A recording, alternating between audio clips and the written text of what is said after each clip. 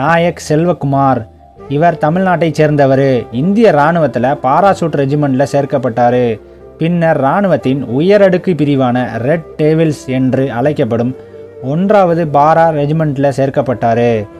இந்த யூனிட் ஜம்மு காஷ்மீரில் 2010ஆம் ஆண்டு கிளர்ச்சி எதிர்ப்பு நடவடிக்கைகளுக்காக நிறுத்தப்பட்டாங்க. 2010ஆம் ஆண்டு பிப்ரவரி 22ஆம் தேதி காஷ்மீரின் சோபூர் மாவட்டத்தில் உள்ள சின்கிபோரா கிராமத்தில் தீவிரவாதிகள் இருப்பதாக உளவுத்துறையிட்ட இருந்து இராணுவத்துக்கு தகவல் கிடைச்சிருக்கு. தீவிரவாதிகளை பிடிக்க ஒரு தேடுதல் மற்றும் அழிக்கும் நடவடிக்கையை தொடங்கினாங்க. இந்த பணிக்கு 1வது பாரா ரெஜிமெண்ட்டுக்கு ஒதுக்குனாங்க.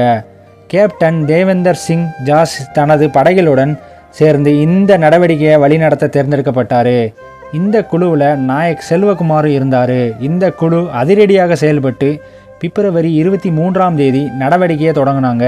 தீவிரவாதிகள் குடியிருப்பு பகுதிகளில் உள்ள ஒரு வீட்டுக்குள்ளே மறைஞ்சிருந்தாங்க. தீவிரவாதிகளுக்கும் இராணுவத்துக்கும் கடுமையாக துப்பாக்கி சண்டை நடத்தினாங்க. இவங்க குழு தீவிரவாதி இருந்த கட்டடத்தை தாக்க முடிவு செய்தாங்க. தீவிரவாதிகள் இந்த நடவடிக்கையை பார்த்து பின்வாங்கினாங்க. இதனை சாதகமாக பயன்படுத்தி கொண்ட இராணுவ வீரர்கள் கட்டிடத்திற்கு உள்ள நுழைய முடிவு செய்தாங்க. இதில் செல்வகுமார் மற்றும் அவரது தோழரும் சேர்ந்து கதவை திறக்க முன்னேறிய போது தீவிரவாதிகள் துப்பாக்கியால் தாக்கினாங்க. கையெறி குண்டுகளையும் வீசினாங்க. இந்த சண்டையில் இவர் வீர மரணம் அடைஞ்சார். இவரோட சேர்ந்து மொத்தம் 3 பேரும் உயிர் தியாகம் செய்தாங்க.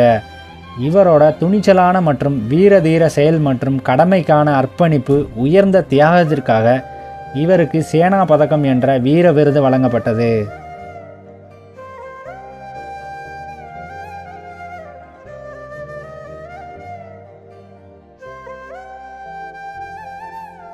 இந்த வீடியோவுக்கு மறந்துடாமல் லைக் பண்ணுங்கள், சேனலை சப்ஸ்கிரைப் பண்ணுங்கள்.